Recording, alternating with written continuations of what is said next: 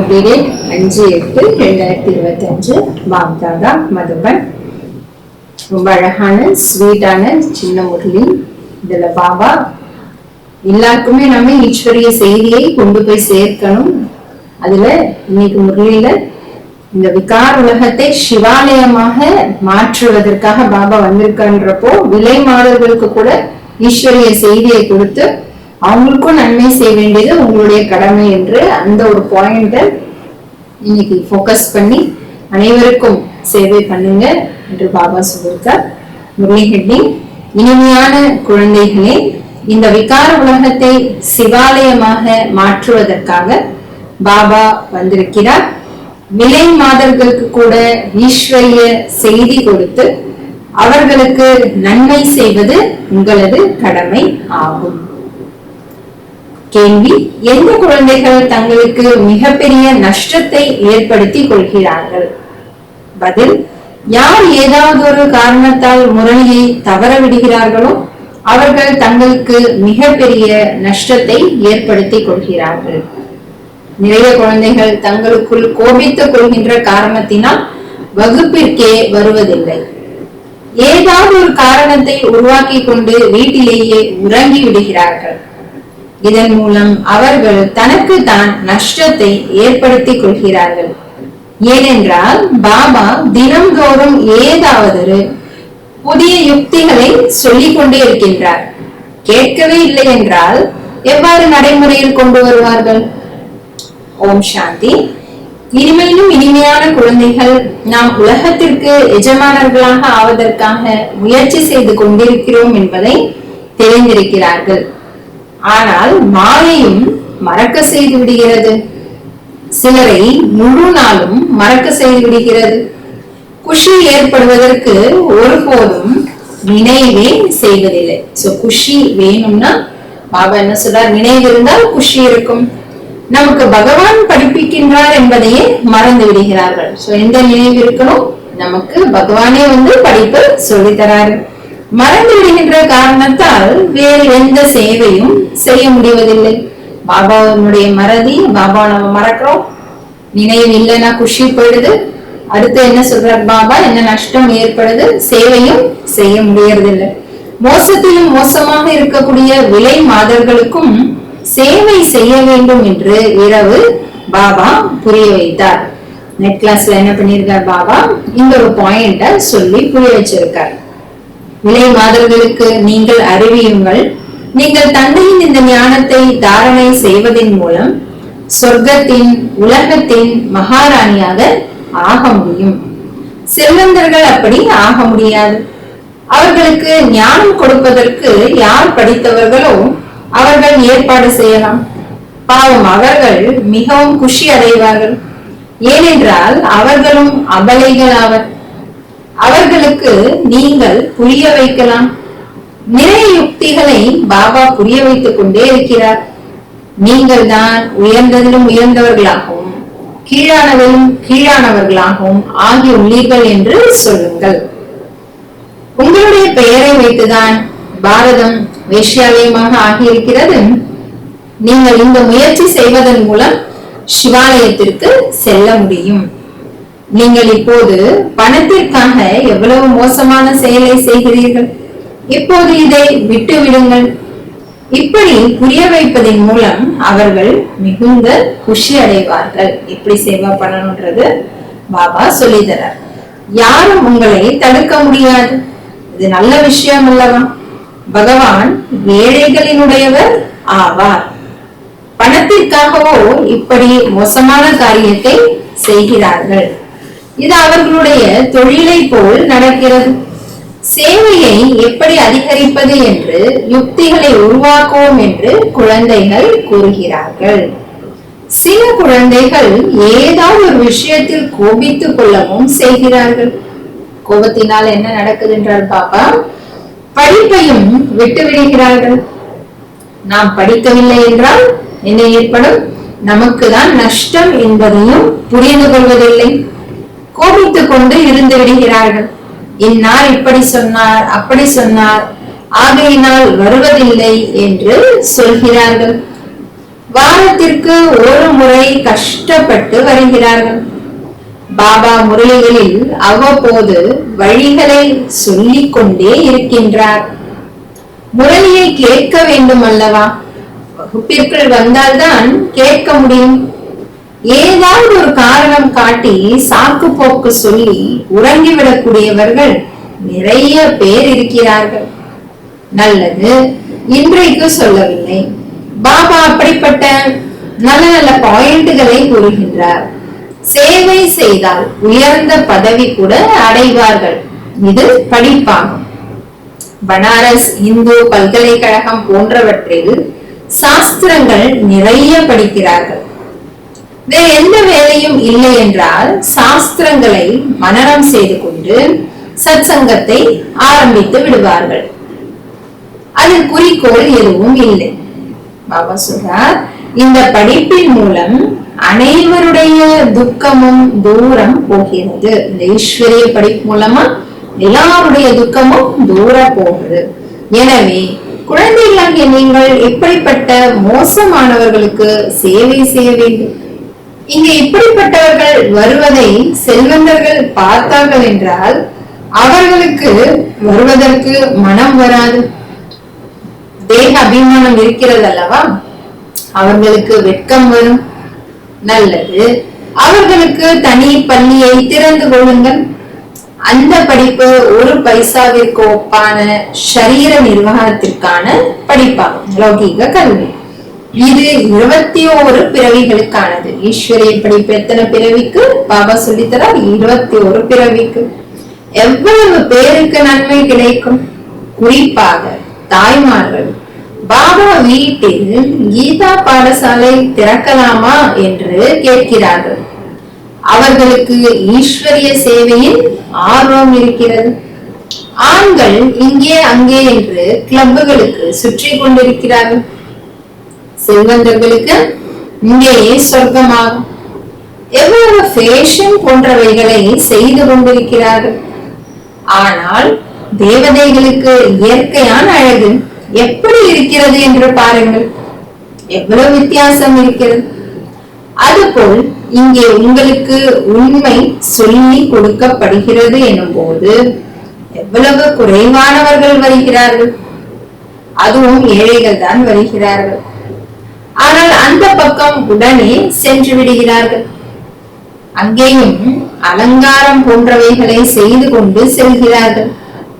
குருமார்கள் நிச்சயம் கூட செய்து வைக்கிறார்கள். இங்கு யாருக்காவது நிச்சயம் செய்ய வைக்கப்படுகிறது என்றாலும் கூட காப்பாற்றுவதற்காகவே ஆகும். பாபா நம்மளை காப்பாத்துறதுக்கு தான் என்ன பண்றாரு? உறுதிமொழி எல்லாம் எடுக்க சொல்றாரு. காம சிதையில் ஏறுவதிலிருந்து காப்பாற்றப்படட்டும். ஞான சிதையில் அமர்ந்து கோடி மடங்கு பாக்கியசாலியாக ஆகிவிடட்டும் என்பதற்காக ஆகும். இந்த வீணான காரியங்களை விட்டுவிட்டு சொர்க்கத்திற்கு செல்லுங்கள் என்று தாய் தந்தையருக்கு சொல்லப்படுகிறது. என்ன செய்வது? இந்த உலகம் குலத்தின் பெயரை கெடுக்காதீர்கள். திருமணம் செய்யாமல் இருப்பது விதிமுறைக்கு எதிரானது என்று எங்கள் மீது கோபித்துக் கொள்கிறார்கள் என்று சொல்கிறார்கள். பேரண்ட்ஸ் அப்படி சொல்றாங்க. உலக வழக்கம் குல மரியாதையை விடுவதே இல்லை. என்னுடையவர் ஒருவரே, வேறு யாரும் இல்லை என்று பக்தி மார்க்கத்தில் பாடுகிறார்கள். மீராவின் பாடல் கூட ஒன்று உள்ளது. பெண்களில் நம்பர் 1 பக்த மீரா ஆவார்கள். ஆண்களில் நாரதர் என்று பாடப்பட்டுள்ளது. நாரதருடைய கதை கூட ஒன்று உள்ளதல்லவா? பாபா எல்லா எடுத்துக்காட்டையும் ஞாபகப்படுத்துறார். நான் லக்ஷ்மியை மனம் புரிய முடியுமா என்று புதியவர்கள் யாராவது உங்களிடம் கேட்டால் நான் தகுதியுடையவனா என்று பாருங்கள் என்று சொல்லுங்கள். தூய்மையான சர்வ குணங்களிலும் நிறைந்தவனாக இருக்கிறேனா? இது விகாரம் நிறைந்த தூய்மையற்ற உலகம் ஆகும். அதிலிருந்து நீக்கி தூய்மை ஆக்குவதற்காக பாபா வந்துள்ளார். தூய்மையாக ஆனீர்கள் என்றால்தான் லக்ஷ்மியை மனம் புரிய தகுதியானவர்களாக ஆக முடியும். இங்கு பாபாவிடம் வந்து சத்தியம் செய்கிறார்கள். பிறகு வீட்டிற்கு சென்று விகாரத்தில் விழுகிறார்கள். இப்படியெல்லாம் செய்திகள் வருகின்றன. பாபாட்ட இப்படி மெசேஜஸ் வருகின்றார் பாபா. இப்படிப்பட்டவர்களை எந்த பிராமணி அழைத்து வருகின்றாரோ, நிமித்தமானவர்கள், அவர் மீது கூட இதனுடைய தாக்கம் ஏற்பட்டு விடுகிறது என்று பாபா கூறுகின்றார். இந்திர சபையின் கதை கூட இருக்கிறதல்ல. எனவே அழைத்து வருபவர்களுக்கு கூட தண்டனை ஏற்பட்டு விடுகிறது. அரைக்குறையானவர்களை அழைத்து வராதீர்கள் என்று பாபா எப்போதும் பிராமணிகளுக்கு கூறுகின்றார். உங்களுடைய நிலையும் இறங்கிவிடும். ஏனென்றால் விதிக்கு புறம்பாக அழைத்து வருகிறீர்கள். உண்மையில் பிராமணியாக ஆவது மிகவும் சகஜமாகும். 10-15 நாட்களில் ஆகிவிட முடியும். யாருக்கும் மிகவும் சகஜமாக புரிய வைப்பதற்கான யுக்தியை பாபா கூறுகின்றார். பாரதவாசிகளாகிய நீங்கள் ஆதி சனாதன தேவி தேவதா தர்மத்தவர்களாக இருந்தீர்கள், சொர்க்கவாசிகளாக இருந்தீர்கள். இப்போது நரகவாசிகளாக இருக்கின்றீர்கள். மீண்டும் சொர்க்கவாசிகளாக ஆக வேண்டும் என்றால் என்ன பண்ணுகிறார் பாபா? இந்த விகாரத்தை விட்டுவிடுங்கள். பாபாவை மட்டும் நினைவு செய்தீர்கள் என்றால் விக்ரமங்கள் விநாசமாகிவிடும். எவ்வளவு சகஜமானதாக இருக்கிறது. ஆனால் சிலர் முற்றிலும் புரிந்து கொள்வதே இல்லை. தாங்களே புரிந்து கொள்ளவில்லை என்றால் மற்றவர்களுக்கு என்ன புரிய வைப்பார்கள்? வானப்பிரஸ்த நிலையிலும் கூட பற்றின் ஈர்ப்பு இருந்து விடுகிறது. இன்றைக்கு வானப்பிரஸ்த நிலைக்கு அவ்வளவாக செல்வதில்லை. அந்த காலத்துல பாபா சொல்றார். அதுக்கு முன்னாடி என்ன பண்ணாங்கன்றார் பாபா, நிறைய அந்த வானப்பிரஸ்த நிலைக்கு போகிற பழக்கம் உண்டு. தமோ பிரதானமாக இருக்கிறது அல்லவா, இங்கேயே மாட்டிக்கொண்டிருக்கிறார்கள். முன்பு பெரிய பெரிய வானப்பிரஸ்திகளின் ஆசிரமம் இருந்தது. இன்றைக்கு அவ்வளவாக இல்லை. 80-90 வயதாகி விடுகிறது எனும் போது வீட்டை விடுவதே இல்லை. சப்தங்களை கடந்து செல்ல வேண்டும், ஈஸ்வரனை நினைவு செய்ய வேண்டும் என்பதை புரிந்து கொள்வதே இல்லை. பகவான் யார் இவை அனைத்தையும் தெரிந்திருக்கவில்லை. சர்வவியாபி என்று சொல்லிவிட்டால் யாரை நினைவு செய்வது? பாபா கேட்கிறார். நாம் பூஜாரிகள் என்பதையும் புரிந்து கொள்வதில்லை. பாபா உங்களை பூஜாரியிலிருந்து பூஜிக்கத்தக்கவர்களாக மாற்றுகின்றார். அதுவும் 21 பிறவிகளுக்காகும். அதற்கு முயற்சி செய்ய வேண்டி இருக்கும். ஏன்னா முயற்சி இல்லாமல் எதுவும் கிடைக்காது. இந்த பழைய உலகம் முடிய போகிறது என்பதை பாபா புரிய வைத்திருக்கின்றார். இப்போது நாம் வீட்டிற்கு செல்ல வேண்டும் என்ற ஈடுபாடே இருக்க வேண்டும். அங்கே குற்றமான விஷயங்கள் இருப்பதே இல்லை.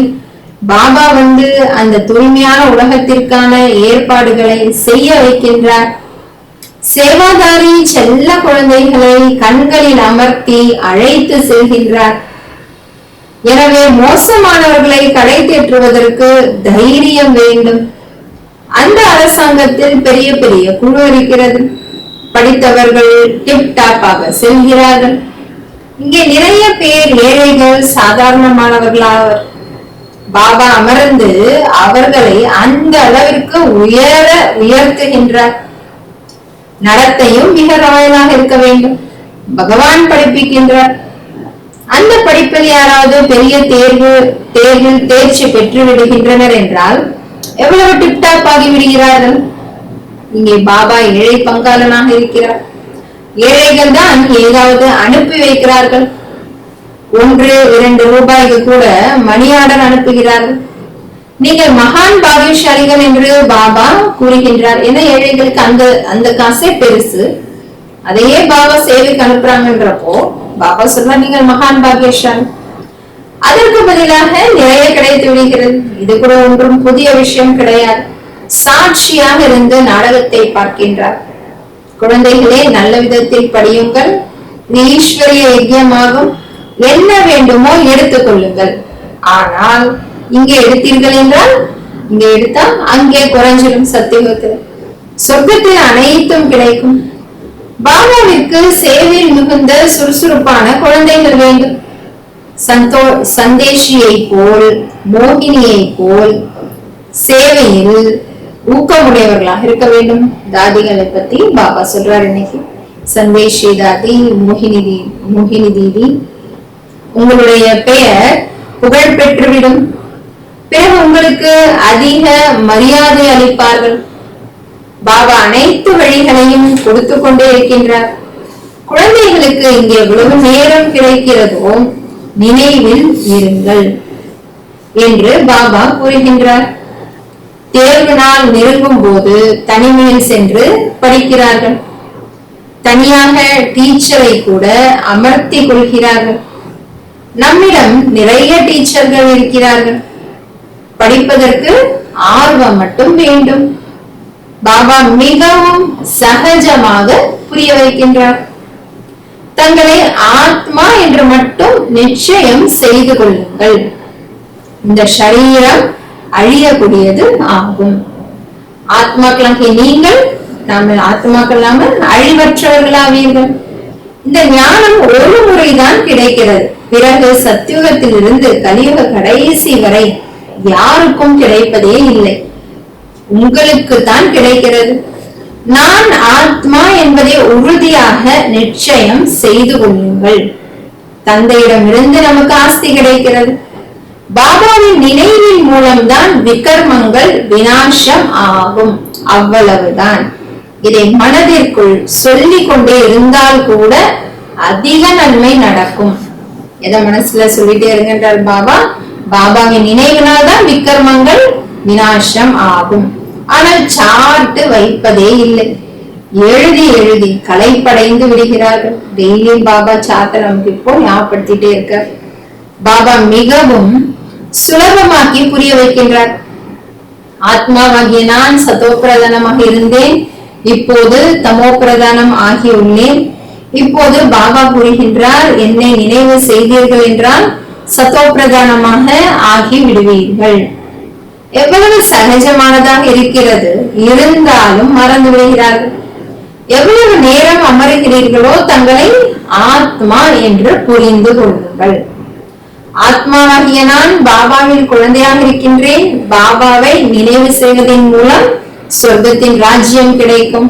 விக்ரமங்கள் வினாஷாகுது, சொர்க்கத்தின் ராஜ்யம் கிடைக்குது, குஷி கிடைக்குது, எல்லாமே கிடைக்குது பாபாவின் நினைவினால.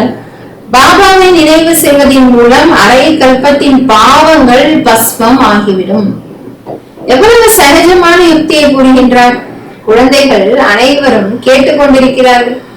இந்த பிரம்மா பாபா அவரை கூட பயிற்சி செய்கின்றார். ஆகையினால் தான் கற்றுக் கொடுக்கிறார் அல்லவா. நான் பாபாவுடைய ரதமாக இருக்கின்றேன், பாபா எனக்கு ஊட்டுகின்றார்.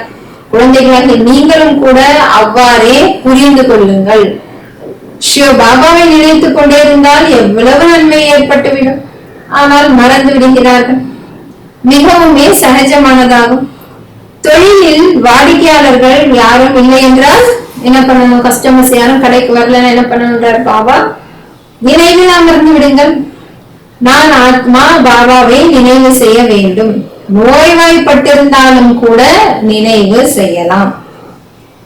பாண்டியடிகளாக, அதாவது கட்டுப்பாட்டில், அதாவது பந்தனத்தில் இருந்தால் அங்கே அமர்ந்து கொண்டே நினைவு செய்து கொண்டே இருந்தால் 10-20 வருடங்களாக இருப்பவர்களை விடவும் உயர்ந்த பதவியை அடையலாம்.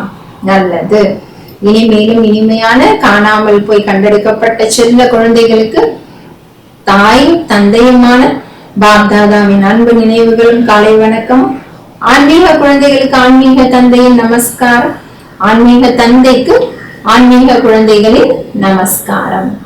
தாரணைக்கான முக்கிய சாரம். ஃபர்ஸ்ட் பாயிண்ட், சேவையில் மிக மிக சுறுசுறுப்பானவராக ஆக வேண்டும். எவ்வளவு நேரம் கிடைக்கிறதோ அதில் தனிமையில் அமர்ந்து பாபாவை நினைவு செய்ய வேண்டும். படிப்பில் ஆர்வம் வைக்க வேண்டும். படிப்பில் கோபித்துக் கொள்ளக்கூடாது. சேவையில சுறுசுறுப்பா இருக்க வேண்டும். எவ்வளவு நேரம் கிடைக்கிறதோ அதில் தனிமையில் அமர்ந்து பாபாவை நினைவு செய்ய வேண்டும். படிப்பில் ஆர்வம் வைக்க வேண்டும். படிப்பில் கோபித்துக் கொள்ள கூடாது. செகண்ட் பாயிண்ட், தங்களுடைய நடத்தையை மிக மிக ராயலாக வைத்துக் கொள்ள வேண்டும். அவ்வளவுதான். இப்போது வீட்டிற்கு செல்ல வேண்டும். பழைய உலகம் முடிய போகிறது.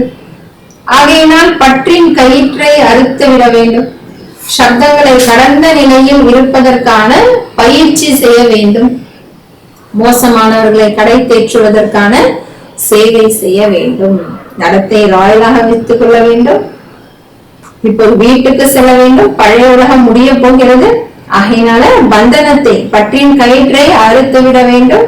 சப்தங்களை கடந்த நிலையில் இருப்பதற்கான பயிற்சி செய்ய வேண்டும். மோசமானவர்களை கடை தேற்றுவதற்கான சேவை செய்ய வேண்டும். வரதானம்: அப்பவித்திரத்தாவின் பெயர் அடையாளத்தை கூட சமாப்தி செய்து புனிதமானவர் என்ற பட்டத்தை பெறக்கூடிய தூய அன்னப்பறவை ஆகுக. அப்பவித்திரத்தாவின் பெயர் அடையாளத்தை கூட சமாப்தி செய்து புனிதமானவர் என்ற பட்டத்தை பெறக்கூடிய தூய அன்னப்பறவை ஆகுக. எவ்வாறு அன்னம் ஒருபொழுதும் கல்லை கிரகிப்பதில்லை, ரத்தினங்களை கிரகிக்கின்றதோ அது போல தூய அன்னப்பறவையாக இருப்பவர்கள் ஒருபோதும் அவகுணத்தை, அதாவது கல்லை தாரணை செய்ய மாட்டார்கள். அவர்கள் வீணானவை மற்றும் சக்திசாலியானவற்றை பிரித்து வீணானவற்றை விட்டுவிட்டு, வீணானவற்றை என்ன பண்ணிடுறாங்க? விட்டு விடுகிறார்கள். சக்திசாலியானதை தனதாக்கி கொள்கிறார்கள். அப்பேற்பட்ட தூய அன்னப்பறவை தான் பவித்திரமான சுத்த ஆத்மாக்கள் ஆவார்கள். அவர்களுடைய ஆகாரம், நடத்தை போன்ற அனைத்தும் சுத்தமாகி விடுகின்றது. எப்பொழுது அசுத்தம், அதாவது அப்பவித்திரத்தாவின் பெயர் அடையாளம் கூட சமாப்தியாகி விடுகின்றதோ அப்பொழுது எதிர்காலத்தில் புனிதமானவர் என்ற பட்டம் கிடைக்கிறது. ஆகையால் ஒரு பொழுதும் தவறுதலாக கூட யாருடைய அவகுணத்தையும் தாரணை செய்ய வேண்டாம். ஸ்லோகன்: யார் பழைய சுபாவ சம்ஸ்காரத்தின் வம்சத்தையும் தியாகம் செய்கிறார்களோ அவர்களே சர்வம்ச தியாகி ஆவார். யார் பழைய சுபாவ சம்ஸ்காரத்தின் வம்சத்தையும் தியாகம் செய்கிறார்களோ அவர்களே சர்வம்ச தியாகி ஆவார்கள். அவ்யக்த சமிக்கை: இந்த மாசம் சகஜ யோகி ஆக வேண்டும் என்றால் பரமாத்மா அன்பின் அனுபவியாகுங்கள். பரமாத்மா அன்புக்கு, அந்த அன்புல எப்படி அனுபவசாலி ஆவது என்பதுதான் இந்த மந்தினுடைய அவ்யக்த சமிக்கை. எந்த ஒரு காரியம் செய்தாலும் தந்தையின் நினைவில் லவ்லி அன்பில் மூழ்கி இருத்தல் ஆகி இருங்கள். எந்த ஒரு விஷயத்தின் விஸ்தாரத்தில் செல்லாமல் விஸ்தாரத்திற்கு புள்ளி வைத்து புள்ளியில் கரைத்து விடுங்கள், புள்ளியாகி விடுங்கள், புள்ளி வைத்து விடுங்கள். அப்பொழுது முழு விஸ்தாரமும் முழு வலையும் ஒரு நொடியில் கரைந்துவிடும் மற்றும் சமயம் சேமிப்பாகிவிடும். உழைப்பிலிருந்து விடுபட்டு விடுவீர்கள். புள்ளியாகி புள்ளியில் லவ்லி ஆகி விடுங்கள். நல்லது. ஓம் சாந்தி.